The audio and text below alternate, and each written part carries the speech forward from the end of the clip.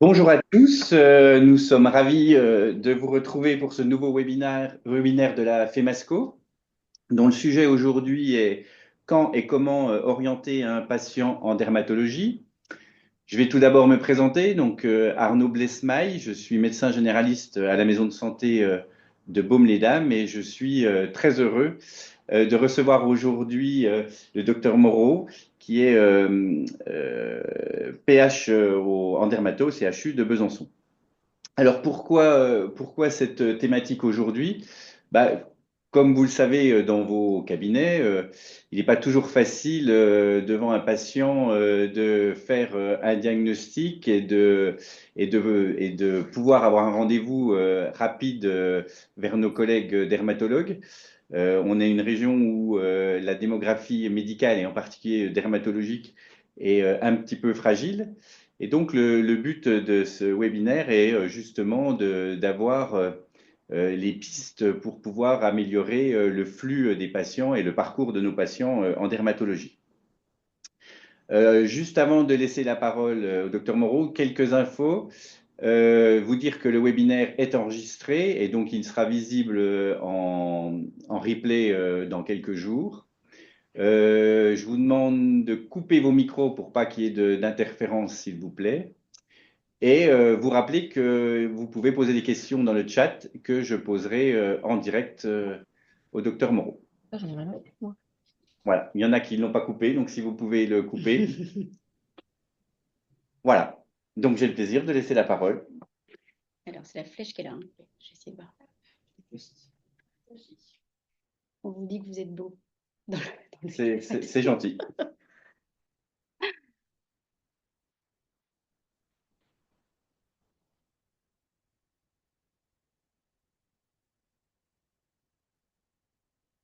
C'est tout bon? Ok. Donc, bonjour à tous. Merci de m'avoir sollicité pour faire ce webinaire. Effectivement, c'est quelque chose qui est assez compliqué, on sait pour vous, d'adresser les patients en dermato. Je pense que c'est dans n'importe quelle spécialité d'ailleurs, avec le parcours de soins actuel. Donc, l'idée de ce topo, qui n'est pas facile à faire pour un dermato malgré tout, c'est de savoir quand et comment orienter vers un patient en dermato. Alors, il faut juste que je passe par là. C'est la flèche de par là? Que ça marche pas?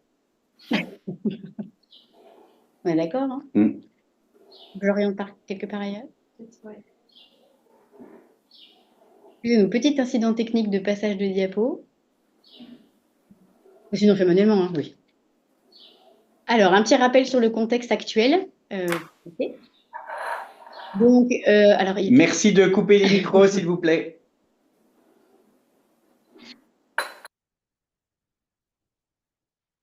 C'est tout. Donc, les problèmes actuels qui sont rencontrés, c'est des choses qui sont un peu déjà connues, hein. Il y a une grande carence démographique en dermato. Il y a une saturation du système de santé qui mène du coup à un allongement du délai de consultation, parfois un renoncement de la part des patients, des retards de prise en charge malheureusement, et de plus en plus, et ça c'est des choses qu'on essaie d'éviter maintenant, des consultations sauvages qui sont faites sans vous consulter, vous en tant que médecin généraliste, ou alors non justifiées. Et il y a un autre problème aussi de la dermato, je vous laisse passer la diapo, c'est la réputation en fait de la dermatologie. Alors ça, c'est une diapo que j'ai rajoutée tout à l'heure, parce qu'en discutant avec les gens, et donc je vous laisse afficher la suite. En fait, quand vous parlez de dermatologie dans la tête des gens, c'est vraiment, il y a une connotation esthétique et physique, et qui n'est pas du tout, qui s'éloigne vraiment de la dermatologie fondamentale et qui complique un petit peu les choses. Donc ça, c'est la recherche Google de dermatologie. Faites Google Images et vous tombez là-dessus. Et c'est quelque chose qui est totalement faux et sur lesquels il faut réussir à avoir des actions auprès de la population générale qui a encore le visage de la dermato, si on ose dire ça comme ça. Je vous laisse passer après. Et donc, en fait, depuis 2025, janvier 2025, donc c'est il n'y a pas si longtemps que ça, maintenant, on a décidé, parce qu'on est effectivement noyé dans beaucoup de consultations, d'analyser toutes les demandes de consultation par courrier, par mail, par formulaire, on reverra après, pour essayer de comprendre les motifs et pour pouvoir, en fait, essayer de fluidifier le parcours de soins, parce qu'en fait, le principal, c'est de voir le bon patient au bon moment, et c'est tout le challenge du parcours de soins. Donc le but en fait, c'est de réussir à coordonner les soins entre la ville et l'hôpital. C'est pas ne plus voir les gens, hein, c'est voir les bonnes personnes au bon moment, de replacer le médecin traitant au centre et ça c'est quelque chose qui est vraiment fondamental. Tout ça pour bien sûr fluidifier le parcours de soins. Donc, il y a des solutions qui sont proposées de façon très générale et très générique même. Vous avez des aides personnelles, je vous laisse appuyer. Donc, il y a des sites, vous pouvez appuyer les trois trucs là. Merci. Il y a des sites internet qui existent, thérapeutique-dermatologique.org, c'est un site internet qui est plutôt bien fait, qui est régulièrement mis à jour, sur lequel vous avez surtout la thérapeutique dermatologique. Vous avez un site qui s'appelle Dermatoclick aussi, un site internet qui a vu le jour il n'y a pas si longtemps, et j'ai mis un petit cœur parce que c'est une ancienne interne de chez nous qui l'a mis en ligne, et il y a le QR code que vous pouvez flasher. Ça s'appelle Dermagique, et il y a énormément d'informations pratico-pratiques sur les diagnostics, sur les ordonnances, la possibilité de faire des copier-coller sur vos propres ordonnances. Enfin, c'est super bien fait avec beaucoup d'images. Je confirme, puisque quand tu m'en as parlé, j'y suis allé. Juste une Non, petite c'est très très précision, il bien. faut avoir son numéro RPPS Ouais. pour pouvoir Mais s'inscrire. c'est gratuit et c'est Ouais, très bien fait, mais prévoyez votre numéro, c'est Donc plus c'est le facile. docteur Claire Jacquin qui l'a mis en lien avec d'autres de ses collègues que je connais pas, mais voilà, en tout cas très bien fait. Il y a des livres aussi, bien sûr, qui existent. Alors nous, notre Bible, un petit peu, si on nous dit, c'est le Sora, et puis vous avez d'autres guides. Alors je sais pas si je peux donner les noms des gens qui l'ont fait, mais Bien sûr. c'est le professeur Lipsker de Strasbourg qui a fait un guide de l'examen clinique et du diagnostic en dermatologie, qui est très très bien fait. Je crois que ça coûte une centaine d'euros si ma mémoire est bonne, mais qui est vraiment super bien fait, très complet et très pareil, pratico-pratique. Ensuite, vous avez beaucoup d'applications smartphone, mais j'ai essayé de les regarder un petit peu parce que forcément, moi, je ne les utilise pas. Il y en a très nombreuses et c'est très axé suivi dépistage. Donc ça, c'est vraiment les aides personnelles.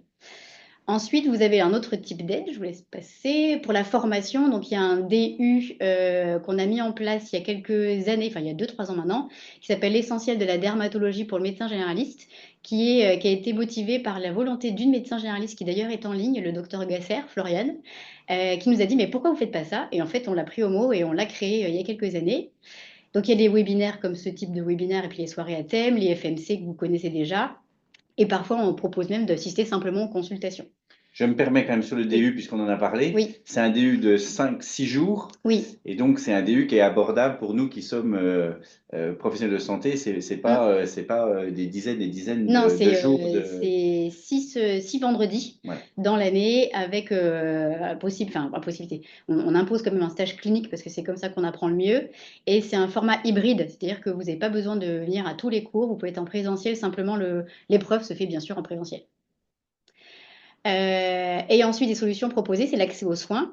Merci. Il y a plusieurs choses dont on va aborder. C'est vraiment la téléexpertise, qui est vraiment, on assiste à l'essor de la télémédecine de façon générale, mais la téléexpertise, notamment en dermato, c'est vraiment l'application parfaite de la téléexpertise.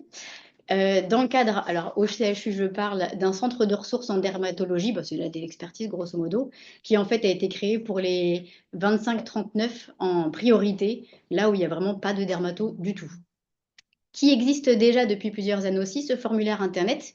Quand vous allez sur un moteur de recherche et que vous marquez avis dermatologie CHU Besançon, vous tombez sur ce formulaire-là, qui est à remplir, qui est sécurisé, qui est validé par la CNIL. Et une fois que vous cliquez sur valider, il faut joindre des photos. On reverra après les modalités. Et en fait, ça arrive dans notre boîte mail et nous, après, on trie un peu les informations. J'ai vu des noms apparaître, je pense, de gens qui l'utilisent déjà. Et ça marche plutôt pas mal et j'ai l'impression que c'est voilà, c'est un bon outil en attendant la téléexpertise. Voilà. Sachant que ce formulaire-là, aussi sécurisé qu'il soit, les échanges derrière sont pas sécurisés et surtout, alors vous savez que c'est très tendance, hein, c'est que c'est pas valorisé et donc c'est une activité qu'on fait énormément dans la journée, mais qui est tout à fait transparente. Donc ça, c'est le petit bémol. Et il existe des choses en Bourgogne, puisque nous sommes Oui, Bourgogne-Franche-Comté. oui. En Bourgogne, je crois qu'ils ont fait exactement la même chose. Et eux, ils sont encore plus, au CHU, ils sont plus avancés chez nous pour le centre de ressources et pour la téléexpertise. Au CHU, comme à Châlons, je sais qu'il y en a beaucoup. Et de plus en plus, même en Côte d'Or, alors qu'il n'y avait personne jusque-là, il y a un dermato, ou alors un dermato, je pense qu'ils ont même recruté des retraités, qui font de la téléexpertise. Et ça, c'est vraiment beaucoup plus facile avec tout un réseau et un maillage libéral qui est vraiment efficace. Très Donc bien. ça, c'est vraiment BFC, Bourgogne-Franche-Comté. Les courriers, les mails, bien sûr, ça qui pourront difficilement être remplacés, sachant que les mails, on essaie de limiter parce que c'est pas le plus. Mieux vaut passer par le formulaire Internet que envoyer un mail un peu sauvage, si j'ose dire. Et donc tout ça pourquoi? Pour essayer de replacer le médecin traitant au centre, de coordonner les soins ville-hôpital, de fluidifier le parcours de soins, d'éviter les passages aux urgences. Ça, c'est quelque chose qui est vraiment très important maintenant. Et là, ça va être un gros challenge aussi, hein, éduquer la population générale et la population à risque. Donc quand adresser et comment adresser, c'est un petit peu le but maintenant de la suite. Avant toute chose, il y a quand même des choses qu'il faut savoir. Euh, c'est que quand on veut adresser en dermatologie, ce que vous faites sans le savoir et ce que fait tout médecin sans le savoir vraiment, c'est une espèce de démarche diagnostique qui va permettre de donner, du coup, on l'a dit, un avis spécialisé pour la bonne personne au bon moment. Et en fait, tout ça, de façon générale, mais même avec n'importe quel spécialiste, enfin voilà, entre les professionnels, c'est pour faciliter la communication interprofessionnelle. Comment je réussis, en gros, à motiver le dermatologue pour qu'il voit mon patient rapidement. Parce qu'on a quand même fait des choses qui sont assez fluides et qui permettent d'avancer les choses. Donc, il y a toute cette notion de démarche médicale. Il y a deux types de démarches. Il y a deux types de démarches médicales. Il y a des démarches analogiques impulsives en dermato, c'est ce qu'on appelle communément le diagnostic coup d'œil, c'est-à-dire où il n'y a personne qui rentre, elle vous dit j'ai ça, vous avez vu, c'est une dermite séboréique, bonne journée, kétoderme, et tout va bien. L'autre chose, c'est une démarche qui est analytique, qui va nécessiter une enquête. Et la plupart du temps, je vous laisse recliquer, c'est elle qui va poser problème. Et donc, c'est justement. Donc, en fait, la démarche médicale que vous faites au quotidien, que tout médecin fait au quotidien, il y a deux choses. Il y a la démarche diagnostique en haut et la démarche décisionnelle en bas. Vous laissez cliquer. La démarche diagnostique, encore cliquer, je suis désolée, ça fait des animations. Donc, en gros, une fois que vous aurez votre démarche diagnostique, ça va vous faire deux grands cadres. Une dermatose courante, qui peut être un diagnostic coup d'œil, ou alors une dermatose complexe, qui nécessite une réflexion un peu plus avancée. Laisse passer. Si on s'intéresse à la démarche diagnostique, vous avez fait tout votre recueil, on verra un petit peu, il y a deux solutions, enfin deux possibilités dans un premier temps. L'interrogatoire, et ça c'est ce que vous faites tout le temps, j'enfonce un peu une porte ouverte, mais c'est la base de la base, même en dermato.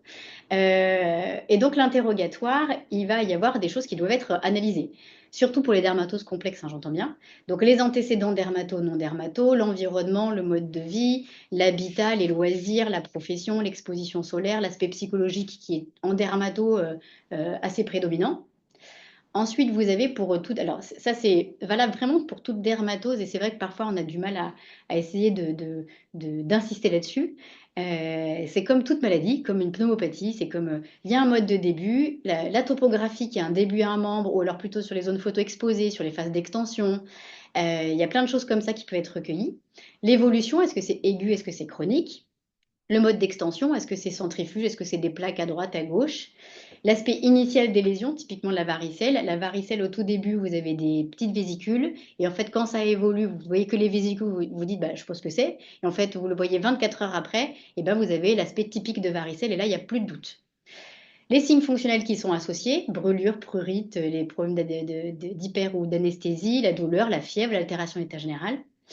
Les traitements d'épreuves que vous pouvez essayer, soit en topique, soit en péros, ou alors qui sont même déclencheurs, certains traitements. Une fois que vous avez fait l'interrogatoire, vous avez, je vais cliquer, l'examen clinique. Et donc l'examen clinique est aussi assez systématique. C'est la description des lésions élémentaires, la topographie et comment elles se regroupent. Grosso modo, la varicelle, c'est vraiment le bon exemple. La varicelle, bah, vous avez des boutons partout, ça épargne pas le visage. Et alors que dans le même groupe, vous avez un herpès, bah, l'herpès, ça va être plutôt en paquet. Donc ça, c'est ce qu'on appelle le regroupement des lésions. Derrière, vous pouvez tout à fait avoir des hypothèses diagnostiques ou pas, d'ailleurs, ça arrive tout à fait. Mais ce qui est fondamental dans la description la reconnaissance des lésions élémentaires, c'est que ça va vous permettre et que ça va nous permettre de discuter, de communiquer et d'avoir un langage commun qui permet de comprendre la situation et de comprendre quand il faut voir, ce qu'il faut voir, dans quelle urgence. Et ça, c'est quelque chose qui est très important. Donc là, je vais passer assez vite parce que ce n'est pas le but du webinaire, mais c'est simplement pour vous sensibiliser un petit peu sur les différentes lésions élémentaires. Alors, je sais très bien, moi j'ai des copains médecins généralistes à qui j'ai parlé de ce webinaire qui me disent ouais, t'es mignon, mais moi la dermato, j'y connais rien. Mais je te demande pas de connaître, juste de savoir identifier les éléments pour pouvoir discuter. Et donc, ces éléments, vous avez la macule. Bon, je passe assez vite, c'est volontaire, hein. Les papules qui sont plus en relief, palpables, etc. Voilà, c'est typiquement l'urticaire. Donc, la photo au milieu, c'est les mains. J'avoue, c'est très facile d'avoir des enfants en bas âge. C'est mon fils qui a fait une urticaire au froid. Et c'est génial de refaire toute la classe de dermatologie avec ses enfants. Et donc, c'est vraiment les papules de l'urticaire. Ensuite, vous avez, vous pouvez passer les nodules, donc c'est nodulaire, et typiquement, vous avez déjà vu, c'est le super exemple, c'est l'érythème noueux que vous voyez en consultation. Donc c'est visible, c'est palpable, c'est en relief, c'est ferme, c'est infiltré, c'est toutes les couleurs. C'est dur, c'est douloureux, c'est pas douloureux. Voilà, il y a plein de formes particulières. Ensuite, la vésicule, donc ça c'est encore mon fils, le pauvre. C'est au tout début de sa varicelle. Vous voyez ça, vous vous dites, bon, moi on savait très bien que c'était ça, mais vous vous dites, tiens, elle est magnifique cette photo, je trouve. C'est vraiment une belle vésicule. Et ben, la vésicule, elle est visible, elle est palpable, elle est en relief. Elle est petite, moi, elle mesure moins de 5 millimètres. Il y a un contenu en dessous et elle a plusieurs aspects. Elle est ombiliquée, elle est trouble, elle n'est pas trouble. Enfin, il y a plein d'aspects différents. Et à côté, c'est l'eczéma, donc c'est pas mon fils, hein, c'est le début de l'eczéma qui est très vésiculeux dans un premier temps. Et donc, c'est des aspects qui sont particuliers. Ensuite, la bulle. Donc, l'aspect typique des bulles, c'est la pemphigoïde bulleuse. Vous avez la photo qui est tout à gauche. Une phytophotoallergie, c'est la main de la dame. Et puis après, c'est un impétigo bulleux de l'autre côté. Donc, la bulle, c'est vraiment, c'est une bulle, quoi. C'est une grosse ampoule. Donc, je ne veux pas rentrer dans le détail. C'est vraiment une bulle. Ensuite, vous avez la pustule. Donc, la pustule, c'est vraiment l'acné. Il y a la pustule, et la pustule, elle est folliculaire ou non folliculaire. Et en gros, en fait, il faut simplement se rapprocher du patient. Si elle est centrée par un poil, elle est folliculaire. Si vous n'arrivez pas à avoir de poil et que vous avez l'impression que ça se déploie pas au dépend d'un poil, c'est qu'elle est non folliculaire. Et en fait, ne serait-ce que de regarder et de savoir que la pustule, elle est folliculaire ou non folliculaire, ça vous permet d'ouvrir des chapitres diagnostiques complètement différents. Euh, donc voilà pour la pustule. Bon, la nécrose, je ne rentre pas dans le détail, c'est assez facile. Les squames, c'est assez facile aussi. Ce qu'on appelle en fait une lésion élémentaire secondaire, c'est-à-dire qu'elle va arriver dans un deuxième temps de l'évolution de la dermatose. C'est grosso modo des croûtes, hein, des squames qui se détachent, ça je ne rentre pas forcément dans le truc. Savoir que psoriasis, c'est grosse squame, et pityriasis, c'est petite squame. Je ne sais pas si vous le saviez, j'en profite. Ensuite, les érosions. Bon, voilà, des lésions qui sont érosives, c'est vraiment, vous avez une destruction de l'épiderme, c'est très superficiel. Le décollement cutané, donc là, vous voyez les photos assez sévères. Impressionnant. Voilà, c'est impressionnant. Donc, c'est un aïeul, bien sûr, le monsieur avec le dos, ou alors un psoriasis pustuleux, mais bon, ça, c'est autre chose. On préfère ne pas en voir trop souvent. Voilà, Comme ça. je veux bien croire que ça, en général, ils arrivent rarement chez vous tout de Mm. suite.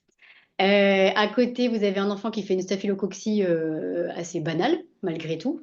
Et en dessous, je crois que c'était un pemphigus. Donc voilà, c'est des dermatoses différentes qui décollent.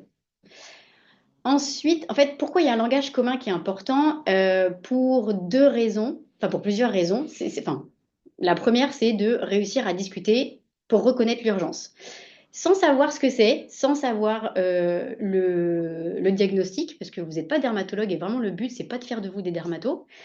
C'est par exemple, on est appelé, on dit, bah voilà, c'est une dame de 90 ans, elle a des troubles neurocognitifs, elle a une espèce d'éruption avec des bulles partout, c'est diffus, ça la gratte, il y a des plaques qui sont rouges, il y a des plaques érythémateuses, et on a l'impression qu'il y a des bulles qui ont pété, donc des lésions postbulleuses, et tout ça, c'est dans un contexte d'altération de l'état général, il est vraiment moins bien que d'habitude. Et bien même sans savoir ce que c'est, nous on est capable de vous dire, vous pouvez cliquer, c'est une pemphigoïde bulleuse. Donc le diagnostic, il est assez facile finalement, et ça on dit, ok, ça, effectivement, il faut qu'on la voie assez vite, dans l'intervalle, faites ci, faites ça, enfin on peut vous donner des conseils. Dans un deuxième temps, vous avez 45 ans, pas d'antécédents, il a pris de la mox pour une raison X ou Y, et en fait, assez rapidement, avec un délai particulier, apparition de pustules dans les plis, fièvre AEG, il n'y a pas d'érythrodermie pour le moment, il est quand même altéré, il m'inquiète parce qu'il y a des pustules dans les plis, c'est dans tout ce contexte-là aigu, donc il y a vraiment une description et une enquête qui a été faite, même sans savoir ce que c'est vous nous donnez toutes les informations, et là on peut vous dire, effectivement, vous pouvez cliquer, c'est une suspicion de PAG, il faut qu'on la voie. PEAG. Pardon, pustulose exanthématique aiguë généralisée. Une forme de toxidermie sévère qui peut être hospitalisée, qui doit être hospitalisée et qui doit faire bilan. Donc là, ça veut dire que c'est hospitalisé par les urgences ou c'est des Et ça peut, non, dermatologues? non, on peut les voir directement. On est d'accord. Donc c'est pour éviter passage. Parfait. La pemphigoïde bulleuse, on peut se dire, bah, écoutez, si effectivement elle est altérée, en plus elle est en EHPAD, les soins c'est compliqué, on la prend en hospice dans 48 heures. C'est tout à fait. Nous, on vous donne le délai. C'est pas à vous de forcément de réfléchir sur l'urgence de la prise en charge. Mais nous, si on a toutes les infos avec des hypothèses diagnostiques et en plus l'avantage de la dermato, c'est qu'il y a des photos. Là, on peut vous dire, ok, on la voit dans tel parce que nous, on aura déterminé le délai de l'urgence. Ensuite, vous avez un autre cas de figure, et ça c'était un exemple vraiment factuel, c'est bonjour, merci de voir en consultation le jeune de 20 ans pour acné du visage résistante au traitement usuel, merci pour lui. Bon bah là, nous on voit ça, on dit bon bah merci, rendez-vous dans 6 mois, enfin malheureusement l'acné, voilà, pas convaincu, Pas pas d'urgence. d'urgence, pas convaincu sur le truc, donc en plus il n'y a pas de notion d'urgence non plus là-dessus, hein, sur le mot, c'est une demande de consultation assez banale. Et en fait, quand on le voit en consulte, C'est une acné qui est hyper sévère, avec un préjudice esthétique et probablement ces formes d'acné qui peuvent être associées au verneuil, parfois au Mickey, au spondylarthrite. Enfin, c'est des formes assez particulières. Et c'est pour ça que la description, si on avait eu une description un peu plus poussée, entre guillemets, on n'aurait pas forcément dit la même chose. Donc, vraiment, le langage commun permet de prendre en charge correctement les gens et d'établir vraiment le délai d'urgence. Même si c'est une acné, c'est des acnés qu'on voit assez vite, malgré tout. Bon, là, c'est d'autres exemples. Merci de le voir pour éruption érythémato-squameuse. Donc, effectivement, quand là, c'est des éruptions un peu banales, je crois que c'est un psoriasis sur la gauche, une dermite séboréique et un pityriasis rosé de Gilbert sur la droite. Donc ça, il n'y a pas d'urgence forcément. Donc effectivement, on se dit, bon, bah voilà. Mais parfois, je vais expliquer, l'éruption érythémato-squameuse, ça peut être autre chose. Ça peut être une dermatite atopique extrêmement sévère. Et donc là, si on a, dans un contexte d'altération d'état général, chez une femme qui se gratte beaucoup, impact sur la qualité de vie, enfin voilà, quand c'est un peu plus, ou alors la surface corporelle atteinte, ça c'est quelque chose qui est assez intéressant en dermato, de dire, écoute, elle est couverte, enfin, elle est couverte de psoriasis. Là, on se dit, effectivement, il faut qu'on le voit dans pas trop longtemps. Et donc, ce langage commun, il permet à vous et à nous d'analyser la situation, de faire un diagnostic rapide ou non, d'établir le degré d'urgence de la prise en charge, de vous rassurer sur le degré d'urgence s'il n'y a pas d'urgence, et de vous donner même les clés de ce que vous devez dire au patient, parce que l'urgence ressentie par le médecin, ce n'est pas l'urgence ressentie par le patient. Et donc, une prise en charge ciblée adaptée et pour faciliter la communication interprofessionnelle. Donc, si on regarde le deuxième partie du sablier, donc c'est un sablier fait par la Société française de médecine générale que j'ai découvert. Vous avez ensuite, une fois que vous avez la démarche diagnostique, vous avez la démarche décisionnelle. Et donc là, en tant que médecin généraliste, je vous l'expliquais, vous avez plusieurs possibilités. Soit vous allez dire, bon, bah, c'est une dermatose banale, je fais un traitement, je la prends en charge, je fais ça. Alors que ce soit un traitement, une prise de sang, enfin, je prends en charge le problème. Une fois que j'ai le. Vous pouvez cliquer une dernière fois, je crois. Une fois que je fais, ben, dans ces cas-là, je propose un traitement d'épreuve ou alors une prise en charge en traitement d'épreuve. Et là, deux possibilités. Soit ça va bien, soit ça va pas bien. Et ça peut, vous pouvez avoir un recours à un avis complémentaire. Ou alors même d'emblée, en disant je suis en difficulté sur ce diagnostic, ça me semble soit urgent, soit pas urgent, mais j'ai quand même besoin d'aide. Et dans ces cas-là, vous pouvez d'emblée demander un avis complémentaire. Et donc la question, c'est quand est-ce qu'on fait cet avis spécialisé? Alors, c'est pas facile de réfléchir à je ne suis pas dermato, quand est-ce que j'appelle? Donc, je me suis fait aider des internes de médecine générale du service et de groupeurs généralistes sur ce qu'ils pouvaient attendre de ça. Et donc, j'en ai déduit qu'il y avait plusieurs possibilités en tant que généraliste. Soit il y a vraiment une authentique ou un doute, ou alors ce que vous ressentez comme étant une notion d'urgence. Soit vous vous dites, OK, je suis rassurée, c'est pas urgent. Soit non seulement c'est pas urgent, mais en plus, non, vous n'irez pas voir un dermato et je ne vous adresse pas en dermatologie. Donc, inutile. Quand on regarde ces trucs-là, je vais se cliquer, c'est une espèce de petite animation. Effectivement, ça s'entrecroise un petit peu. Parfois, c'est pas tout noir, tout blanc. On ne sait pas vraiment si c'est urgent, on ne sait pas vraiment s'il faut aller voir le dermato. Même l'inutile, on se dira c'est inutile, mais est-ce qu'il ne faut pas quand même qu'il y ait quelqu'un qui gère et qui vérifie deux, trois trucs? Et donc, en gros, ces trois cas de figure, vous avez la notion d'urgence qui est assez finalement complexe en dermatologie, le hors urgence qui va vous mener à rassurer le patient et leur donner, l'expliquer pourquoi vous êtes rassuré. Et le inutile, c'est non, je ne vous adresserai pas en dermato parce que vous n'en avez pas besoin. Et ça, c'est de l'éducation. Mais je pense que c'est comme dans toute demande spécialisée. Exactement. Je pense que ça, c'est Toute spécialité. Je pense que tout ça, je pense que c'est accepté voilà, pour toutes les spé c'est inutile. Et en fait, non, je ne vous adresse pas. Vous n'avez pas besoin d'avoir un spécialiste. Sachant que, voilà, leur urgence, parfois, bah, ça peut se changer. Finalement, ça peut devenir urgent, comme une poussée de pso qui est banale, qui est traitée par soins locaux habituels. Et en fait, pour X raisons, notamment psychologiques, un choc affectif ou un choc émotionnel, eh ben, il va faire une poussée énorme qui va retentir sur sa qualité de vie. Alors oui, il ne va pas mourir, mais néanmoins, il y a besoin d'une prise en charge en urgence à cause de ce retentissement. Et donc, sachant qu'en plus, dans la tête des gens, effectivement, le hors urgence devient urgent. Enfin, des gens, je veux dire, la population générale, des patients, ou le inutile devient urgent aussi. Et donc ça, tout le rôle du médecin généraliste, je vous laisse recliquer une dernière fois, c'est d'essayer de casser ce cercle vicieux de si, il faut absolument que j'aille soit vu tout de suite. Donc en fait, quand on reprend point par point, vous avez la notion d'urgence qui est assez complexe. Il y a l'urgence classique, les urgences type SAU, enfin aux urgences médicales habituelles, ou alors urgence dermato.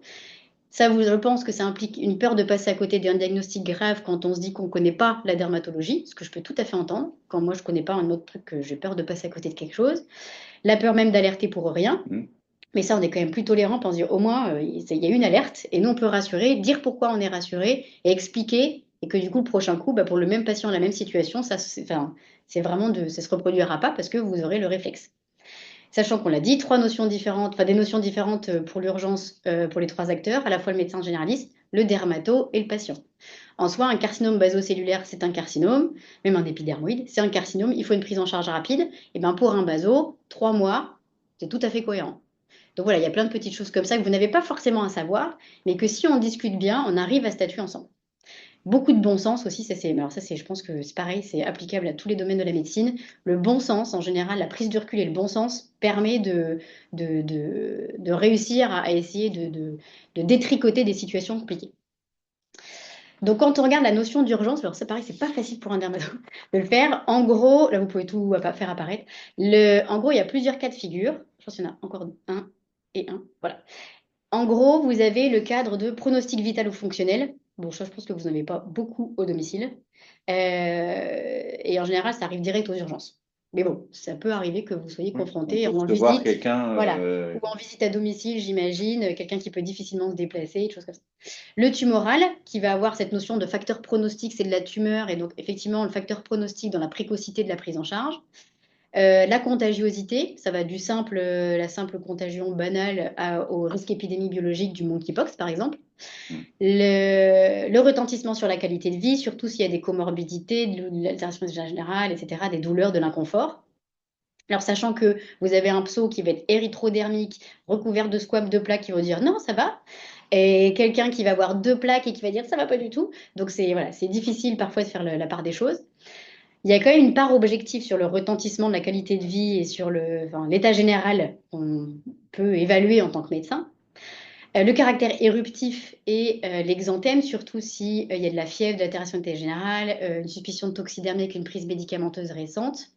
Il y a des groupes à risque pour lesquels on est plus inquiet, les âges extrêmes, l'immunodépression, la grossesse, tout ce qui est nécrotique, c'est pas très rassurant en général. Et après, un peu à part, vous avez ce qui est affichant avec un préjudice esthétique, surtout si c'est fébrile, etc. Et donc, vous pouvez cliquer. Gros, se dégagent plusieurs types de notions d'urgence. Pour pronostic vital, nécrose, groupe à risque. En général, on a quand même une attitude assez plus incisive dans la prise en charge et dans la vie. Tout ce qui est retentissement sur la qualité de vie, éruptif, tumoral, mais je pense que j'aurais presque pu mettre les deux autres. Un peu moins, mais il y a quand même cette notion d'urgence. Je vous laisse recliquer, sachant que vous voyez, en fait, il y a tout qui s'imbrique. Vous avez l'altération de l'état général, la fièvre. Enfin, il y a quand même des choses assez générales, pas forcément dermatologiques, qui peuvent vous alerter. Et donc, quand on essaie de trier, je laisse appuyer, en gros, vous avez l'éruption, tout ce qui est éruptif, surtout si c'est fébrile, pustule, après médicaments, altération de l'état général. Vous avez les pustules, surtout si c'est extensif, et la notion d'extensif implique de dire en combien de temps c'est apparu, enfin voilà, combien de temps votre surface corporelle a été recouverte de pustules. Est-ce que c'est fébrile? Est-ce qu'il y a une dermatose préexistante? Les bulles, quand ça décolle, je pense qu'on n'est pas rassuré, mais nous non plus, hein, rassurez-vous. Les bulles, quand elles décollent, voilà. Quand il y a une extension aussi, cette notion de d'éruption et de caractère rapidement extensif. Quand il y a une altération d'état général, surtout chez les personnes âgées. La nécrose, pareil. Le décollement linge mouillé, c'est le décollement, c'est vraiment les bulles confluentes, c'est même plus des bulles, là c'est vraiment du décollement. Tout ce qui est ulcéro-bourgeonnant qui va forcément appeler au diagnostic sous-jacent de tumeur et les groupes à risque. Et donc, on dégage 2 grands cadres, donc AEG, fièvre, décollement extensif et bourgeonnement pigmenté extensif. Voilà, c'est 2 cadres qui doivent alerter, je pense. Alors, peut-être, voilà, c'est mon point de vue, hein, peut-être que vous avez d'autres idées, mais en gros, j'ai l'impression que c'est ces choses-là qui doivent vraiment vous alerter dans l'urgence. Quand on regarde le degré d'urgence, notamment, en fait, l'urgence numéro 1 de la dermato, indépendamment des layers, des décollements bulleux que j'espère vous ne verrez pas, c'est le mélanome. Le mélanome, en fait, vous allez être confronté à une tache pigmentée, du coup, extensif, qui n'existait pas avant, que le patient a remarqué, qu'il est inquiet. Et donc, dans la notion d'urgence, il faut réussir à nous dire à nous, il a des facteurs de risque, je vous laisse cliquer dessus. Les phototypes, la sensibilité au soleil, je crois que vous avez un truc dans pas longtemps, donc je ne vais pas forcément m'attarder, par docteur Van Landuil Dans 15 jours. dans 15 jours, le 23 avril à 12h30. Donc, Merci de faire de la pub pour voilà. notre prochain webinaire. Donc les facteurs de risque, donc je passe volontairement plus vite, le mélanome, je vous laisse recliquer avec les critères. Et ça, on a encore de temps en temps des médecins généralistes qui nous disent merci de voir ce patient pour une lésion pigmentée de l'épaule. Et en fait, ça ne nous aide pas. C'est-à-dire que, alors vous avez remarqué, hein, c'est très bien, mais en fait, il faut aller plus loin, il faut nous dire pourquoi vous êtes alerté, pourquoi ça vous inquiète, parce que c'est asymétrique, parce que c'est irrégulier. Et donc, ces trucs-là, on connaît vraiment, je pense que vous connaissez vraiment, mais il faut nous le dire. C'est vraiment le langage. Le langage commun, il faut nous le dire pour qu'on puisse analyser les choses et que s'il y a deux critères de malignité, dans ces cas-là, effectivement, il faut qu'on le voit parce qu'il y a un truc. Sachant qu'il y a tout le système de photos avec le formulaire qui nous permet de dire, bah non, ça c'est une kératose séboréique, c'est pas la peine, rassurance, pas de traitement. Ou alors si, et je sais pas ce que c'est, mais moi j'ai un doute parce que voilà, je préfère le voir et en fait on le voit 2 jours après parfois. Donc ça marche très bien. Donc les rendez-vous sont assez rapides. Ensuite, vous avez le carcinome. Bon là, je vais peut-être passer plus vite, hein. C'est un peu les mêmes facteurs de risque, mais à peine un peu plus épurés. C'est surtout l'exposition solaire et l'immunodépression. Et donc ça, c'est ce bourgeonnement anarchique. Bon là, j'ai mis des photos un peu Oui, que vous ne voyez pas, un peu voilà, provoque. on On va est d'accord. éviter de voir ça tous les jours, oui. Et qui sont voilà, qui font appel à l'ulcération, nodules, bourgeonnement anarchique, infiltration, quelque chose qui guérit pas. Vous pouvez passer. D'accord. Et donc, en dehors de l'urgence, je regarde en même temps l'heure. En regard On de est tout bien. l'urgence, vous avez une dermatose que vous avez constatée au cabinet. Même si vous savez, en vrai, même si vous ne savez pas forcément ce que c'est, vous pouvez tout à fait mettre un traitement d'épreuve en expliquant, écoutez, je ne sais pas, en tout cas, ça ne m'inquiète pas, on va essayer ça. C'est assez facile en dermato, soit c'est les dermocordes, soit c'est les antifongiques, et vous ne craignez absolument rien. Euh, je vais en profiter. En gros, pour les dermocorticoïdes, vous ne risquez rien à mettre des dermocorticoïdes. Et ça, c'est même une généraliste qui m'avait fait la réflexion lors du DU, qui m'a dit, c'est marrant, en discutant avec les collègues, les généralistes, enfin, elle s'impliquait aussi, j'ai peur de mettre des dermocortes, mais j'ai pas peur de prescrire 60 mg de Soluprène. Et donc, c'est vraiment, faut enlever la corticophobie, enfin, corticophobie, c'est pas vraiment ça, mais vous ne craignez rien à mettre des dermocortes sur une dermatose. Et en tant que dermato, et c'est pas plus tard qu'il y a 15 jours, on a badigeonné de dermocortes une gale. Bon, bah, au moins, on a eu le diagnostic et tout le monde était content. Un traitement d'épreuve Un qui traitement marche bien. d'épreuve qui marche très très bien parce que ça vous permet de faire le diagnostic de gale et donc d'arrêter les dermocortes, même sur les suspicions d'infection fongiques cutanées, les dermatophyties, vous craignez rien à mettre des dermocortes, au pire ça empire, et ben on fait marche arrière. Il faut juste les prévenir. Une fois que vous les avez prévenus, et ben c'est beaucoup plus accepté par les patients de dire ah bah oui mais elle m'avait prévenu donc ok. On peut pas le faire à tout le monde, je suis d'accord. Mais la plupart du temps, quand on explique bien au patient, il comprend. Donc, quand est-ce que vous faites... Pardon, je n'ai pas fini. Excuse-moi. Donc, l'échec d'un traitement de première intention, si vous n'avez pas d'idée de diagnostic, et là, il y a tout le rôle de réassurance en disant, soit non, je ne vous envoie pas vers le dermato, soit il y a un rôle de réassurance, ça n'est pas grave. Un dermato a rendez-vous dans 4 à 6 mois, et ben, ce n'est pas urgent, ne vous inquiétez pas, c'est très bien. Et bien sûr, en tout cas, si la dermatose se modifie, je vous revois, et là, je pourrais solliciter les dermatologues pour une urgence si vraiment la dermatose se modifie. Ça, c'est tout à fait logique. Et donc, quand c'est inutile, et ça c'est vraiment très compliqué, c'est l'éducation du patient. L'absence de prise de rendez-vous, c'est non. On ne prend pas de rendez-vous sans que je vous ai dit OK. Et l'orientation esthétique, on a beaucoup, beaucoup de consultations sauvages. Et là, j'ai gardé lundi, quand j'ai consulté, j'en ai vu 14. Un tiers, enfin lundi matin, un tiers n'avait pas de courrier, ne vous avez pas vu. Ah, non, mon médecin généraliste, il n'y connaît rien. Vous lui avez posé la question? Non, non, non, mais je sais pas, il n'y a pas de non, non, non. Donc maintenant, nous aussi, on est un peu proactifs en disant, en fait, vous ne pouvez pas venir comme ça sans que Sans votre courrier. médecin, voilà, sans courrier et sans argument c'est juste pour faire le check-up ou pour faire un bilan. Et donc ça, c'est vraiment, avant, c'était possible quand il y avait plein de dermatos et qu'il y avait une fluidité du parcours de soins. Mais là, maintenant, c'est plus possible. Il faut absolument que les gens comprennent ça. Donc ça, c'est aussi notre rôle en tant que dermato, médecin généraliste, d'essayer de véhiculer ces messages-là. Et donc, en fait, on s'est récemment positionné parce qu'on était c'était compliqué, de dire qu'il y a des consultations dermato, mais que ce soit libéral ou CHU, hein, qui sont inutiles. Tout ce qui est esthétique, alors indépendamment des dermatos qui font de l'esthétique, on est d'accord, mais tout ce qui est esthétique de produits de comblement, de rides, de ridules, des exéresses de confort ou avis esthétiques, sans S, les kératos séboréiques, les verrues, les grains de milium, les molluscum pendulum, voilà, les lentigos, les durillons, les corps, enfin plein de dermatoses comme ça. Et maintenant, on se positionne de plus en plus à dire que pour la surveillance et le dépistage dermato sans lésions suspectes et ou sans facteur de risque, en fait, on ne fait plus ces dépistages parce qu'on ne peut plus les absorber. Donc, on leur a dit, vous reprenez rendez-vous avec votre médecin traitant si vous êtes inquiète sur une lésion. Parce que là, bon, on s'éloigne un petit peu, je ne vais peut-être pas empiéter sur le truc d'Hervé, mais en gros, soit il y a une population à risque, avec des facteurs de risque qui sont très bien identifiés, soit il y a une population qui n'est pas à risque. Et dans ces cas-là, il n'y a pas de besoin de faire un suivi de dépistage. C'est bien. Il y en a beaucoup qui nous disent hein, bah, je reviens vous voir dans 5 ans. Je dis non, vous ne venez pas me voir. S'il y a un problème, vous voyez votre médecin, il fait une photo, et si vraiment effectivement c'est inquiétant, on vous voit rapidement. C'est pas juste on dit non, on dit non, mais on a une solution de repli et on explique pourquoi. J'ai expliqué à tous, ils ont tous compris. Donc je me dis, bon, on touche du bois, eux, ils reviendront peut-être pas si c'est pas utile. Est-ce que je peux me poser une petite Oui, question sur les verrues? oui. C'est quoi la politique La politique actuelle? actuelle, c'est qu'on ferme les yeux. Voilà. C'est qu'on ferme les yeux, on fait le duofilm, on fait les traitements locaux de verrues, on leur dit d'arrêter de les regarder. On adresse volontiers chez les barreurs, parce qu'il y en a, ça semble, enfin, je sais pas si ça marche, mais en tout cas, il y a des cas qui disent que c'est pas du tout scientifique, hein. Non, on est Et puis les d'accord. gens Mais dans la sont, dans la réalité, réalité, ils vont les les gens voir. sont, exactement. Hmm. Et on encourage, hein, on dit, mais si elle vous fait pas mal, en fait, il faut pas, mais sinon, il faut la gratter, elle finira par partir. Et la cryo? La cryo, on l'a fait de temps en temps, mais on l'a fait vraiment beaucoup moins. Oui, c'est ce que j'ai Beaucoup, l'impression. beaucoup moins. Ouais, ouais, ouais. Même le curetage, avant, c'est des curetages chirurgicaux de verrues, on ne fait plus. Les molluscums, même chez les enfants, les molluscums contagiosum, du coup, ça fera. Les molluscums contagiosum, on fait le mollusderme, qui Oui, marche ça très marche. bien, ou ce truc-là. Alors, c'est plus mollusderme, c'est Ah, il y a peut-être un autre nom maintenant. ça vient de changer de nom. Ah, zut. Et puis je l'ai plus. Mollus. Tu Oui, c'est fais pas bon. C'est Google, Mollus enfin, quelque chose. un petit Ça vernis qui commence pareil. protège, Oui, oui. etc. Et en se disant que bah, ils peuvent traiter pas forcément tout quand ils sont recouverts, mais effectivement les plus gênantes, les plus embêtantes pour les enfants, on leur dit mais si ils grattent et que ça arrache, tant mieux, parce que de toute façon c'est ce qu'on faisait avant, on les curetait, hein, maintenant on le fait plus.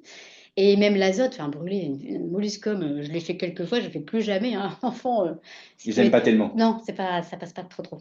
Mais en même temps, il y en a qui sont quand même très inesthétiques et il y en a. Mais c'est très souvent ça dérange les parents. Oui, ah bah C'est les oui, parents plus qui que sont inquiets. l'enfant. L'enfant, il va se gratter, ça va partir. Et donc, c'est vraiment de la réassurance, de dire, vous mettez le vernis ponctuellement sur celles qui dérangent le plus. Donc, c'est maximum 6 jours jusqu'à ce que ça enregistre, il y a tout un truc. Et ça va partir. C'est un petit virus qui est sur la peau, qui donne ses lésions. L'enfant va grandir, va s'immuniser contre ce virus. Ça met un petit peu de temps, mais ça va disparaître. Donc, ça, c'est vraiment de l'éducation thérapeutique. Donc, on s'adapte forcément à la carence démographique en dermato et on oriente de plus en plus maintenant en médecine ou en chirurgie esthétique. Donc il y a cette notion d'urgence, et la plupart du temps, le bon sens permet de résoudre beaucoup de problèmes. La communication et les explications claires avec des courriers, j'avoue, hein, qui sont un peu plus détaillés, c'est beaucoup plus facile de dire OK, on voit pas, mais pourquoi on voit pas? Et c'est ce qu'on explique aux gens, c'est qu'en fait, on ne dit pas qu'on veut pas vous voir. On dit qu'on veut vous voir dans certaines conditions en organisant, nous, derrière, ce formulaire, cette expertise, etc. Donc parfois c'est difficile, mais voilà. Les alertes, donc je les ai remises ici, un bourgeonnement pigmenté extensif, la fièvre, altération générale, tout ça. Et donc la question aussi c'est comment? Je suis encore bon en timing? C'est bon. Ok. Donc comment? Donc je remets les trucs, hein. Donc c'est la téléexpertise. En Ochu, on est en train de la mettre en place très progressivement parce que, bah, je crois que je le dis après d'ailleurs, je me spoil un peu toute seule.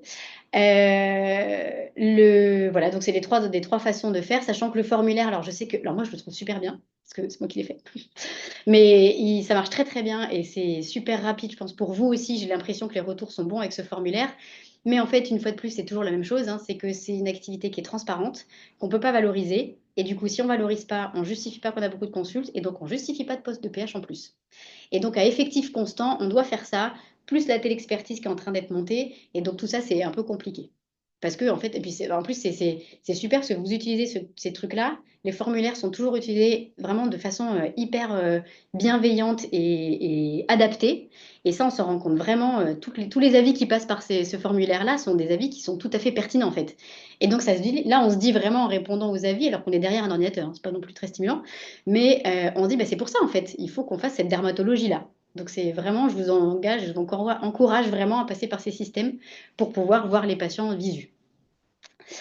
Donc en fait, un rapide mot sur le centre de ressources en dermato qui existe, c'est vraiment un projet Bourgogne-Franche-Comté. Donc en Bourgogne, ils sont plus avancés de nous, en tout cas au CHU à Dijon, ils sont plus avancés que nous parce qu'ils ont ouvert assez rapidement les vannes. Nous, on essaie d'ouvrir progressivement parce que c'est marqué, hein, ça implique une organisation un peu compliquée parce qu'on doit gérer les flux des téléexpertises, gérer l'aval. Est-ce que c'est des blocs, des consultations, de l'HDJ, de l'hospice conventionnel? Il y a plein de choses qui s'organisent derrière, à savoir qu'on est en effectif constant et donc en demande constante de sollicitation pour les avis téléexpertise, mais aussi pour l'après. Et on bénit l'arrivée prochaine d'un PH dans pas si longtemps que ça, donc on est content, notre chef de clinique actuel. Euh, donc en fait, il y a plusieurs choses à respecter, c'est-à-dire que quand on demande un avis, et une fois de plus, je pense que si vous utilisez le formulaire, vous êtes déjà un peu sensibilisé, il y a des données de qualité qui doivent être vraiment bien faites. La forme, donc les données administratives qui sont complètes, encore là, les 4 dernières téléexpertises auxquelles j'ai répondu, qui étaient en plus tout à fait justifiées, bon, bah, manque de bol, il manquait le téléphone du patient. Donc j'ai dû redire, bah, il manque le téléphone. Donc pensez bien à noter bien les données administratives qui sont complètes, les photos de qualité. Donc il y a des généralistes qui me disent, je suis désolée, je crois que la photo est floue, mais j'arrive pas à faire mieux. Mais c'est vrai que c'est compliqué de répondre à un avis avec une photo floue. Donc méfiance des photos de qualité. Si vous arrivez à prendre des photos de loin pour qu'on voit un peu et des photos de près avec un appareil photo, heureusement les téléphones maintenant Oui. permettent de faire de plus en plus jolies photos. Une belle macro quand Ouais, même avec ouais, nos c'est quand même téléphones plutôt portables. bien. Donc des photos de qualité et prévenir les patients. Alors ça c'est incroyable. Prévenir les patients de la demande d'avis. Donc je pense que vous le faites spontanément, mais en fait dans leur tête les gens ne comprennent pas que qu'en plus je sais pas si vous avez déjà fait les choses, mais donc ouais, j'ai mis les photos qui sont, je sais pas si vous voyez en fait la mise au point. Nous on voit pas bien, mais la mise au point est faite sur les toilettes derrière. Donc je trouve que c'est le stéréotype de la mauvaise photo. Mais vraiment prudence avec les photos qui sont transmises. Et là, prévenir les patients, c'est derrière, c'est attention, je demande un avis. Peut-être que vous serez contacté, peut-être que vous serez pas, enfin, les prévenir de ce qui va arriver après. C'est-à-dire peut-être que vous serez contacté directement pour la biopsie parce qu'effectivement, moi, cette lésion, elle me semble bizarre, ou peut-être qu'ils vont l'enlever d'emblée, ou peut-être que c'est pas grave et que je vous redirai. Et ça nous arrive en fait que ça va tellement vite. On nous a reproché notre rapidité de réponse. Je me suis dit, C'est un comble. on va loin. Mm. C'est pas les médecins, c'est les patients qui disent, mais comment ça mon médecin vient de demander et là, je suis tout de suite convoquée. Je sais pas ce que ça va vite. Bon, ben Tant mieux. c'est tant mieux. Mais et Dijon, on a rigolé parce qu'il y avait une réunion pour le centre de ressources avec Dijon et le CHU de Dijon ont exactement les mêmes problèmes. Donc on va trop vite dans le parcours de soins. C'est une question assez C'est assez rare étonnante. qu'on Voilà. me reproche. Le fond aussi. Donc là, c'est vraiment important, c'est le recueil de qualité, mais je pense que c'est quand vous demandez un avis, même à n'importe quelle spécialité. C'est-à-dire, c'est un interrogatoire complet. Alors, si vous avez une idée, bien sûr, il faut cibler. L'idée, c'est pas de faire un truc d'externe, hein, mais d'avoir un interrogatoire complet, un examen clinique qui est précis, parce que lésion pigmentée du dos, bon, bah, nous, ça nous aide pas grand-chose. Et en fait, autant le voir à 6 mois, autant il faut le voir dans 2 jours. Et donc, par contre, c'est qui présente les critères A, B, C, D, E et que il est phototype 1, qui a un mélanome chez son père. Enfin, voilà, c'est vraiment toutes ces choses-là qui sont importantes pour nous. Là, je pense que pareil, je vous êtes un peu sensibilisé sur le sujet, mais de plus en plus, on a des photos sauvages. C'est-à-dire qu'on ouvre le boîte mail, on a une photo, on ne sait pas qui, comment, pourquoi, depuis quand, de photos. Je ne peux pas vous dire autre chose, il n'y a qu'une photo. Et donc, c'est vraiment comme, en fait, c'est vraiment, on parlait un peu des cardiologues, c'est vraiment comme adresser à un cardio un ECG sans avoir de contexte clinique. Est-ce qu'il a une douleur thoracique, est dyspnéique, est-ce qu'il tousse, est-ce que... Donc voilà, c'est vraiment, on a besoin, nous, en tant que dermato, même si c'est très visuel comme spécialité, et qu'effectivement, il y a des diagnostics coup d'œil qui existent, et bien parfois, sur une photo seule, on a besoin de plus d'informations. Donc ça, c'est hyper important. Et donc, comment on peut faire mieux? Donc ça, c'était un petit peu l'idée aussi. Il y a une prise de conscience qui est nécessaire par tout le monde. Il y a l'éducation des patients. Ça, on rigolait aussi, c'est mon dermato. Ah, mon dermato. Je crois qu'il y a cette espèce de réputation esthétique de mon dermato comme mon esthéticienne. Je pense que c'est vraiment la même chose. Il y a très peu de patients qui parlent de mon petit cardiologue. Bon. Et donc, pas de prise de rendez-vous sans contacter le médecin traitant. Donc, je vous dis, lundi, c'était plus d'un tiers des consultes. Pas d'esthétique, même en dermatologie libérale, hein, eux aussi, c'est en train de, il y a un bon maillage libéral dermato CHU, enfin CH et CHU, mais c'est vraiment orienté directement en médecine esthétique ou en chirurgie esthétique, les gens qui ont ces problèmes esthétiques. Alors bien sûr, si il y a esthétique et esthétique, hein, bien sûr, c'est des choses qui, l'acné en théorie c'est esthétique, mais sur une acné comme on a vu en Mm. photo, non, ça Mm, c'est c'est plus effectivement, c'est pas de l'esthétique. l'esthétique. Mm. Donc voilà. L'éducation des médecins également, donc j'avoue, hein, je le dis. Éducation à éduquer les patients, parce que ça, je pense, c'est pas facile non plus pour vous, et On puis a en une discuter pression exactement.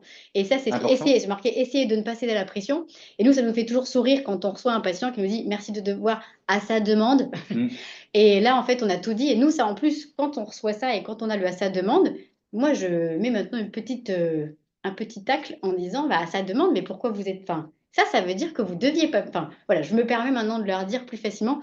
Bon, ça passe toujours bien parce que c'est avec bienveillance, c'est pas du tout les gronder ou quoi que ce soit ou les réprimander, mais c'est les sensibiliser. Et ça, c'est Prendre hyper conscience, important. oui. Voilà, c'est vraiment la prise de conscience importante. Donc, connaître les éléments du langage commun, et ça passe effectivement, à mon sens, de essayer de reconnaître un peu les lésions qu'on a vues élémentaires. Et donc, le bilan dermato, ça, on a encore des patients. Alors, c'est des médecins qui nous adressent pour bilan dermato, mais juste bilan dermato. Bon. Ça ne veut pas dire grand-chose, je pense que c'est. Voilà. Une fois de plus, je pense que vous êtes sensibilisés si vous écoutez ce formulaire. Je suis pas sûre que ce webinaire, je ne suis pas sûre que vous fassiez partie des bilans dermato. Mais c'est voilà, c'est comment adresser un bilan cardio pour. Mais pareil, parce que je pense qu'il y a une méconnaissance de la dermato, une peur de passer à côté du diagnostic aussi, hein, tout à fait, qu'il n'y a pas avec la cardiologie pour laquelle vous êtes un peu plus formé. C'est comme bilan cardiologique, juste comme ça, quelqu'un qui va bien, je suis pas sûre que ce soit le cas. Un bilan orthopédique à quelqu'un qui a pas mal aux articulations. Enfin, voilà, c'est un peu la même chose et qu'il faut réussir à prendre conscience aussi de ça. Et donc, l'idée aussi, c'était de proposer une formation pour les médecins généralistes pour faire des exérèses ou des biopsies des lésions suspectes ou que vous estimez suspectes, sachant que toute biopsie peut être, enfin, toute lésion peut être biopsiée, sauf le mélanome, parce qu'il faut l'enlever directement. Mais ça, pareil, si vous remplissez le formulaire avec je crois que c'est un mélanome, bah, ça, nous, on se charge de la suite. Mais il y a vraiment un gain de temps sur les biopsies ou les exérèses, hein, même de lésions suspectes, qui permet d'orienter. Moi, j'aurais tendance à dire, au départ, on se disait, il faut pas tout biopsier, et ça sert à rien de tout biopsier. Si il y a déjà des biopsies en amont des lésions qui sont ne serait-ce que suspectes, de tout ce qui est de carcinome, c'est déjà super bien, parce que derrière, on peut faire le relais assez vite. L'idée, c'est pas de biopsier les psoriasis, les éruptions et des choses comme ça, hein. C'est vraiment se cantonner aux biopsies des lésions suspectes, à mon sens. Donc avec une orientation étiologique et suspicion de cancer. Voilà, donc c'est finalement les biopsies, on a regardé un peu, c'est pas si chronophage que ça. Il y a des cotations qui sont spécifiques et il y a peu de risques. Souvent la biopsie, ça amène à qu'est-ce que je risque si je fais une biopsie? En fait, il n'y a vraiment pas beaucoup de risques. Donc là, il y a une vidéo qui est faite par les internes, mais je pense qu'on n'aura pas le temps, donc vous pourrez la regarder sur le site internet, sur le site internet de la FMS. Oui, il sera mis en lien. Qui sera mis en lien, qui dure 9 minutes et qui est voilà, vraiment pratico-pratique pour désacraliser un petit peu et démocratiser la biopsie. Donc, quel risque? En fait, il n'y en a pas beaucoup, donc très peu. Il faut vraiment être réassuré là-dessus. Il y a des actes, alors oui, c'est Théo, qui est notre interne l'acolyte de Dorian. Et il a l'air heureux. Il a l'air heureux, il est très heureux en dermatologie, comme beaucoup. Donc, c'est lui le protagoniste de la vidéo. Donc, il y a le risque, en fait, je pense, qui vous fait le plus peur, c'est le saignement, Bien sûr. ce qui est logique, complètement logique. Mais en gros, c'est très rare de saigner sur une biopsie, même sur un carcinome qui est censé saigner, c'est très rare. Et de toute façon, si ça saigne, c'est comme toujours, vous comprimez. Et vous verrez, bah, il y a des petits trucs dans la vidéo, hein. Si saignement, c'est souvent veineux, c'est en nappe. Et si vous voulez pas, enfin, éviter les zones à risque, bah, vous évitez de faire ces biopsies-là. Donc cuir chevelu, veine frontale, glabelle, temple, lèvres sup, mais vraiment exclusivement visage. Le reste du corps, vous ne craignez absolument rien. Et si ça saigne, c'est vraiment incompressif et ça s'arrête de saigner. Ça, il y a vraiment, c'est aucun risque. Après l'acte, il y a les risques de désunion. Donc, c'est éviter les risques de tension de cicatrice pendant 10 jours, notamment sur le dos, qui est une zone de peau épaisse et très souvent mise en tension. Et ça, il faut vraiment leur expliquer, sachant que c'est le désunion sur le dos est pas rare du tout. Et l'infection, mais ça, c'est à traiter comme une infection banale des parties molles. Donc ça, c'est les risques. Comment avoir le matériel? Ça, c'est plusieurs choses aussi. En gros, il y a des choses que vous pouvez. Alors pareil, vous pouvez regarder tranquillement, je ne vais pas rentrer dans tout le détail, mais faire une prescription médicale au patient avant le geste, donc vous pouvez prescrire tout ça. Vous avez aussi la possibilité, je vous laisse expliquer, donc soit vous avez les sets usages suture fine, à usage unique que vous pouvez les prescrire aux patients, soit vous pouvez utiliser vous des sets que vous pouvez avoir, soit donc, par prescription anticipée, soit auprès d'un distributeur de matériel médical. Et en interrogeant un peu les généralistes qui font déjà des biopsies, ils nous disent en gros qu'ils n'ont aucun problème pour l'acheter avec le compte professionnel, bien sûr, et que ce qui pose souci, c'est la stérilisation, parce que vous n'avez pas forcément tous des autoclaves. Et il y en a certains qui s'arrangent avec les cabinets infirmiers ou libéraux d'autres spé à côté. Les dentaires aussi, par exemple, Oui, cabinet dentaire. exactement, cabinets Qui ont... dentaires, infirmiers qui ont l'autoclave à côté pour stériliser les outils. Donc, dans les maisons de santé, on est quand même souvent regroupés. Donc, il y a Ouais, peut-être possibilité proportionnellement de. un peu Ouais, plus ouais, d'avoir des ouais. autoclaves. Donc ça peut être quelque chose qui est assez plutôt bien.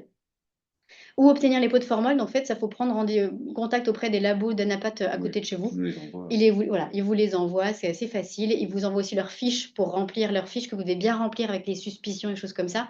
Eux aussi, ils ont besoin, d'ailleurs, ce petit message pour les anatomopathologistes, eux aussi, ils ont besoin d'avoir des renseignements cliniques assez détaillés, hein, l'évolution, où c'est, comment, enfin, le bourgeonnement, l'aspect clinique, parce que ça les aide aussi au diagnostic.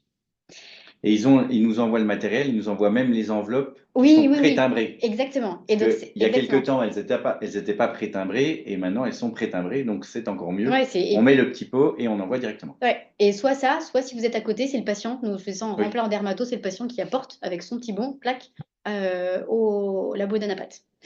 Et alors après, c'est masqué par le truc, mais je sais plus ce que j'avais mis en rouge. Je le vois plus, mais bah, je pense que c'était très important, mais je vous laisse le lire. Comment? La boîte à aiguilles. Ah oui, la boîte à aiguilles. Bon, bah voilà, dasserie, boîte à aiguilles. Enfin, même pas dasserie en plus, hein. Il n'y a pas besoin de dasserie, hein, c'est juste boîte à aiguilles et poubelle noire. La cotation de l'acte rapidement. En vrai, du coup, vous pouvez consulter. Donc, il y a la consultation et la biopsie que vous pouvez. Donc, la biopsie est cotée divisée par deux, hein, bien sûr. Quand vous associez une consulte. Et après, l'exérèse d'une lésion de moins de 5 centimètres. Vous pourrez regarder sur la vidéo. Donc, la cotation de l'acte en soi, juste de l'exérèse, c'est 28,80 €. Le QZFA 0,36. Mais maintenant, depuis pas si longtemps, vous pouvez faire. Enfin, Plus FSD. voilà, plus la FSD, qui est le forfait de sécurité dermato, qui fait 45 € depuis janvier 2025. Avant, c'était 40, je crois. Et donc, ça fait que vous pouvez faire une cotation qui va jusqu'à 73,80 €. Ce qui n'est pas si mal par rapport au temps passé, parce que c'est quand même assez parfois compliqué, je pense, de faire ça. Il faut juste cocher remboursement exceptionnel, nous, à chaque Exactement. fois sur nos logiciels. Exactement. Voilà. Donc, c'est des choses qui sont. Voilà, il y a des choses à faire, mais C'est très simple. c'est simple. Et vous pouvez même coter une consulte avec la biopsie parce que vous avez toute la démarche d'éducation thérapeutique associée. Et ça, c'est tout à fait logique. Sachant que bon, il y a des cotations particulières pour les biopsies sur les différentes zones du visage, mais bon, ça c'est si vous voulez regarder, je vous invite à regarder. Bon. Le retrait des fils, c'est toujours un peu la même chose. 5 jours sur le visage, 7 jours sur le reste du corps sans tension et 14 jours sur le dos et les faces d'extension où il y a un peu plus de mouvement. Si pas de suture, je vous laisserai regarder la vidéo, il y a les soins à domicile et la GINAT, bon, bah, ça c'est facile. Et qui joindre si on a un problème, bah, c'est toujours la même chose. C'est si j'ai un problème au cours de la biopsie, hémorragie, pas d'inquiétude, je comprime. Vous ne risquez absolument rien. Infection, bah, c'est pour tout de suite après, bien sûr, hein, vous traitez comme une infection hépartimole. La suite de la prise en charge, bah, effectivement, programmer, prévoir un suivi spécialisé. Donc ça, derrière, c'est nous qui faisons le relais. Vous avez ce système, je vous laisse recliquer, avec le formulaire pour le moment, mais qui, à terme, on l'espère, pourra disparaître au profit vraiment de la télexpertise qui permet de valoriser nos actes. Et donc, si vous vous êtes intéressé, on s'est un peu regroupé. Alors, Dijon va le faire aussi. Les Bourguignons sont aussi intéressés pour faire ça, pour vraiment aussi faire le parcours de soins. J'ai malheureusement pas pu avoir les dates pour ce webinaire, mais je pense que ça va arriver d'ici peu, peut-être même via la diffusion Femasco. Voilà, ce que j'allais dire, on peut, dans notre prochain Flash Info, remettre toutes ces dates, Exactement. Donc, et pour la Bourgogne et pour la Franche-Comté. voilà, mais vraiment pour Dijon, Chalon était motivé aussi pour faire ce genre de formation-là. Donc en gros, vous avez secteur Pontarlier, secteur Vesoul et secteur Besançon. Les dates qui sont retenues si vous voulez venir vous former. J'ai même fait le QR code, je trouve que c'est très chic. Voilà, vous pouvez choisir en fait vos dates et mettre votre adresse mail via le QR code.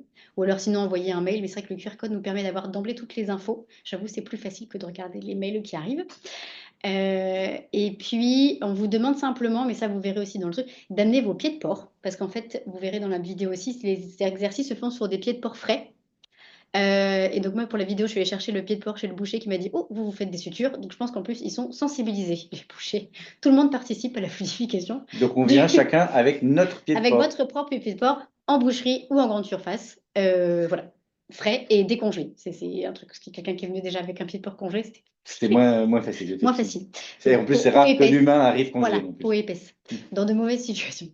Donc voilà, et je vous laisse voilà, la conclusion. Donc coordonner les villes-hôpital, replacer médecins traitants au centre, donc éducation, sensibilisation de la population, et mettre à disposition des outils pour fluidifier le parcours de soins. Voilà. Pour en revenir à la formation, c'est une formation qui est, donc je vois 14 heures et 16 heures. C'est quelque chose qui prendra l'après. Non, 2 heures, je pense 2 heures, ça suffit déjà. L'idée, c'est vraiment de désacraliser. Alors je crois qu'à Vesoul, par contre, c'est à partir de 18 heures. Oui. Parce qu'il a mis des dates assez proches et les créneaux sont déjà pleins de consultes. Donc voilà. D'accord.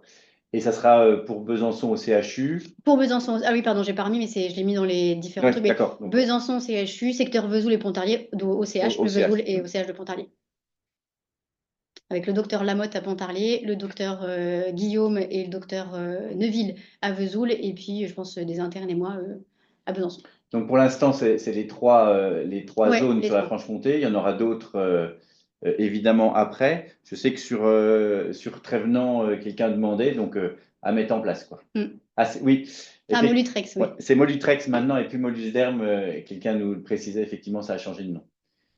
Ah, pied de mouton, Hervé. Ah oui, alors le Omnidoc, c'était possible, mais en fait, simplement, on est au CHU et Omnidoc est payant. Donc voilà, la réponse c'est ça. Telmi, parce que proposé par l'ARS, que la téléexpertise, c'est vraiment dans le cadre du centre de ressources, c'est un projet ARS, donc forcément ça passe par le réseau, qui est, alors je ne sais pas si la personne connaît peut-être plus Omnidoc. Telmi, c'est vraiment modifié. Ils ont une plateforme internet qui est la même plateforme qu'on utilise pour la prescription de chimiothérapie, pour le via trajectoire qu'on adore, pour ces choses-là. Et maintenant, c'est beaucoup plus facile. Vraiment, Telmi, c'est C'est vraiment vraiment la simple. plateforme Bourgogne-Franche-Comté qu'on Et c'est utilise pour exactement, la cardio, pour la exactement. dermato, Ouais, et puis c'est vraiment Bourgogne-Franche-Comté dans le cadre du centre d'expertise, c'est ça. On remercie Hervé de nous faire ce petit message et chemise chapeau, bien sûr. On en reparlera dans 15 jours. Euh, Est-ce que si j'ai un groupe d'une dizaine de médecins, je pense, et internes sur Nord-Franche-Comté, le lieu et les pieds de port, Ah la bah oui, formation est un visage. Bah oui, oui, c'est ce qu'on disait, hein, c'est oui, tout oui, à oui, fait. oui, oui. Voilà.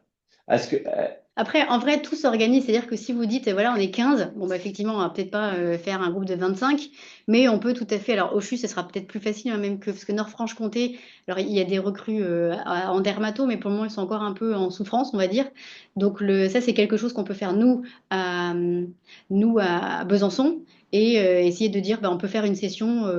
Enfin, ça s'entend. Le but, c'est qu'en fait, on arrive à faire tous notre travail correctement et qu'on arrive à tous travailler ensemble pour que ça aille mieux. Donc, on peut tout à fait dire que eh ben, une demi-journée ou pendant 2 heures, il y a le groupe Nord-Franche-Comté qui vient chez nous.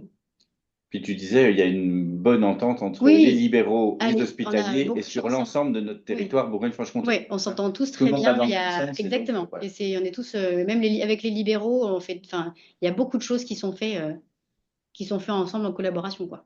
Donc il y a une question sur, je suppose, est-ce que les dermatologues de Vesoul participent aussi aux avis suite à l'envoi des formulaires? Non, je pense que c'est le CHU, ça. Alors, formulaire, c'est CHU. Ouais. Après, Vesoul commence à faire de plus en plus de téléexpertise qui participe aussi au centre de ressources. Mais pour le moment, il y a le docteur Merle qui fait beaucoup de téléexpertise à Vesoul. Mais en fait, il y a de plus en plus d'avis. Et donc là, c'est vrai qu'il y a enfin deux nouveaux. Il y a un nouveau PH qui est arrivé à Vesoul qui est à 90%, je crois. Enfin, 80%, parce qu'il y a 10% chez nous, qui est arrivé depuis janvier et une qui est déjà sur place, le docteur Neuville, qui est arrivé déjà depuis un petit moment. Mais pareil, parfois, quand on reçoit, nous, des avis formulaires, alors après, je vous le dis, il ne faut pas forcément l'exploiter comme ça, mais de temps en temps, quand on voit que les gens habitent, j'allais dire que ça habite, que les gens habitent à Vesoul, ou autour de Vesoul dans le 70, nous, on renvoie, en fait, on réadresse. C'est comme la télexpertise quand on reçoit des pieds diabétiques, nous, on renvoie derrière aux pieds diabétiques, à la télexpertise pieds diabétiques du CHU. Euh, Oui. oui, bah, ça serait plutôt sur Besançon, sauf si vous trouvez quelqu'un dans le Nord-Franche-Comté. Après, il faut voir avec le docteur Popescu, on peut lui poser la question, hein, si jamais enfin, après, on peut envisager même de faire. Parce que là, par exemple, de temps en temps, il y a des dermatos qui vont au Nord-Franche-Comté, qui vont à Trévenant en stage, que ce soit en anapath, en malymphe, machin. Ça, on peut aussi envisager de dire, bah, 2 heures dans le semestre, tu vas les former. C'est le rôle aussi des internes, hein, de participer à ce genre de choses-là. Et je pense en plus qu'ils le font vraiment volontiers. Vous pourrez regarder la vidéo, ils sont très investis. Ça peut s'entendre aussi, hein, de dire qu'on peut passer par les internes pour former les médecins libéraux. Donc Hervé nous parle de l'importance de la qualité des photos. Ah bah ça, On c'est en a parlé, indéniable. capital. Ah bah, envoyez-moi un mail. Pardon, Qui, excusez-moi, je suis fatiguée. qui peut-on appeler Je pour le réponds là. Nord-Franche-Comté? Donc, c'est voilà, un mail à Joséphine. Mais il faut peut-être que ce soit réfléchi avant et que vous ayez peut-être les infos de combien de personnes, quand, enfin, c'est, voilà, que ce soit peut-être un peu. D'autant plus que c'est pas quelque chose à faire en urgence. On a le Non, temps non, bien de, sûr. voilà, on peut mettre, Et puis il y a toujours quelqu'un en dermato à Trévenant ou alors en anapath ou alors en. oui, il y a toujours un interne Oui, qui oui, est, oui. Oui, il y a Dorian. voilà. Euh, merci, pas sûr, vous inquiétez. Est-ce qu'il y a d'autres questions ou est-ce qu'on termine? Je crois on est pas mal du tout parce qu'on avait commencé à 31, il est 31. Eh ben, il me reste quelques secondes pour remercier Joséphine. Il me semble que c'était extrêmement clair et évidemment intéressant. Merci. Donc, merci beaucoup. Peut-être qu'on refera des choses sur la dermato, mais en tout cas, très très bien, merci. Et puis donc, j'en profite pour terminer, même si on vous l'a déjà dit, pour vous annoncer, on reste dans la dermato. Le mercredi 23 avril à 12h30, de 12h30 à 13h30 comme d'habitude, par notre cher ami Hervé Van Landuit, le repérage des cancers cutanés. Voilà, on est toujours nombreux, donc vous pouvez évidemment vous réinscrire pour ce webinaire. Et je rappelle que tous nos webinaires de la FEMASCO sont sur le site de la FEMASCO en replay. Et donc, vous pouvez les regarder autant de fois que vous voulez. Et en particulier aujourd'hui, puisque cette petite vidéo, on ne vous l'a pas passée, vous pourrez aller la regarder très rapidement. Je pense que dans quelques jours, elle sera mise sur le site. Voilà, merci de nous avoir suivis. Et puis, ben, je vous dis à très bientôt. Merci encore, Merci. Joséphine.